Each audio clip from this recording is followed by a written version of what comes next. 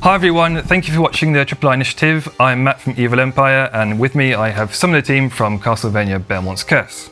Here I have Din, art director of the game, and Sandro, lead level designer. And to my right we have the big boss from KONAMI, Taniguchi-san, producer of Castlevania Belmont's Curse. So Sandro, we're a French studio working with a Japan-based company. What does that look like for development, and do you have any cool anecdotes that you'd like to share? Well, obviously, I would say the biggest thing is the time zone difference between France and Japan. It often meant a lot of early meeting for us and late night evenings for our colleague. Fortunately, they never held a grudge against us, and whenever they came to see us, they brought a lot of snack and goodies, which was like a second Christmas for the team. Speaking about food, they were always super curious to try weirdest and like heaviest French food, which was also crazy. But more seriously, I would say that adjusting the processes of both teams was the biggest thing. We all have our respective background as companies, Evil Empire being an indie and IVOPS company, and KONAMI having been here forever and having stronger processes. It meant like learning how to adjust the way we work together, but I think in the end it made the project stronger as a whole. And Din, why did we choose France and specifically Paris as a setting? Was it really out of national pride, as I joked in the trailer? No, not at all. No, in reality, we wanted it to take place in Venice and working around the theme of the Venice Carnival. After a moment, we thought it will be maybe too caricatural. Maybe we wouldn't do it well. So someone had a great idea to do it in Paris, and it totally makes sense because Paris is a natural theater for a lot of Gothic architecture, which fits great with the Castlevania universe. And to have this opposition between the dark castle of Dracula and the Notre Dame, it's a great theme. But maybe yes, there is also some of national pride in it.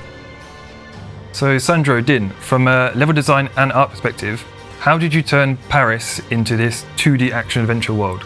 Well, obviously there was a huge focus on level design, without forgetting art, of course. But we wanted to build the world in a way that made you feel that you were exploring a city. So it meant taking extra care on the way we created our exterior spaces, leveraging the verticality of the city, like exploring from the middle of the streets to the rooftops, making sure you can explore inside or outside spaces. We wanted the game to feel modern, but also like have the intricateness of the action-adventure genre at the heart. Because Paris is like really a good natural scene, natural theater for a story like Castlevania to take place, because of the medieval history, because of the architecture, because of all of the urban myth. And yeah, we have to adapt to the level design, but it was also the opportunity to make all this Gothic environment bigger than life. Bigger than life, exactly. Thank you.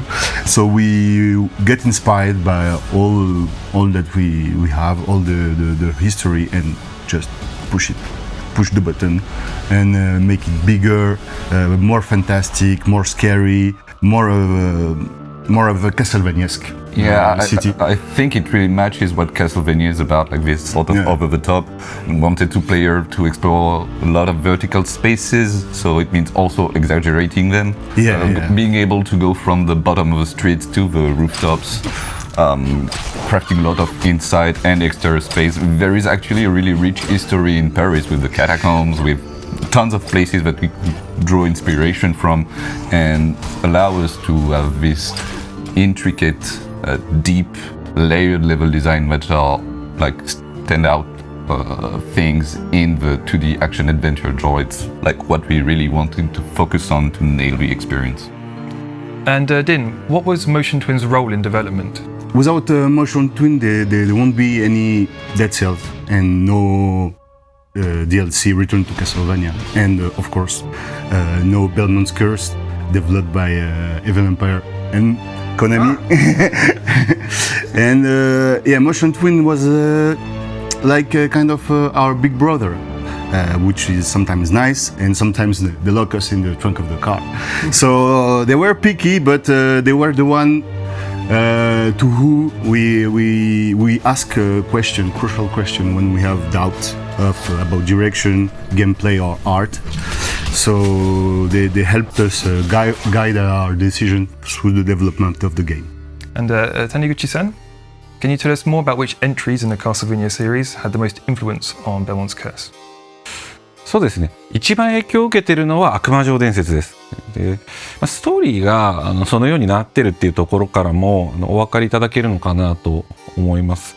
あとは今回の特徴がもう無知っていうところもあって、その当時のいくつかのタイトルの影響も受けてます。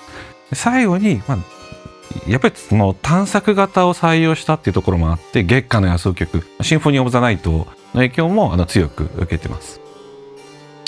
Well, obviously, looking at the game title, we had a lot of inspiration from both Dracula's Curse and Curse of the Darkness for Belmont's Curse story.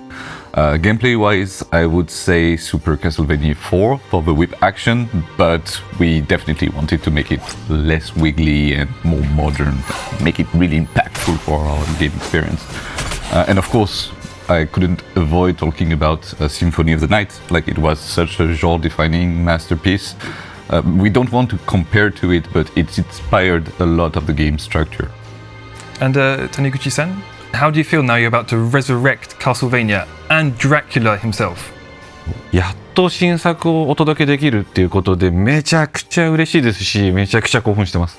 で、それと同じぐらいプレッシャーももうすごい感じてはいるんですけど、プロジェクトの発表させていただいてから皆様の反響がもうすごくて、それを見てますます頑張らなきゃっていう気持ちになりました。この気持ちっていうのは僕だけじゃなくてチームのメンバーの方皆さんそうなんじゃないかなと思ってます。Yeah, Resurrecting Dracula is one of the most important part of the game, and we wanted to put every effort that we could into this crucial moment of the story. People know that it will happen, but we had to find a way to make it unique in our own way, and to still give the player something unexpected. For the Resurrecting of the game, it was a great honor, but also a lot of anxiety because we know that it was highly anticipated. Yeah, seeing the first reaction of the reveal, we were very happy to see the real emotion of the people who discovered that Castlevania is back, and it was great. Our last question is, considering the history of Evil Empire with roguelikes, will Castlevania Belmont's Curse be a roguelike? No, it won't. Thanks for watching the show. Stay with us, we've got more to come, and we can't wait to show you more of Castlevania Belmont's Curse.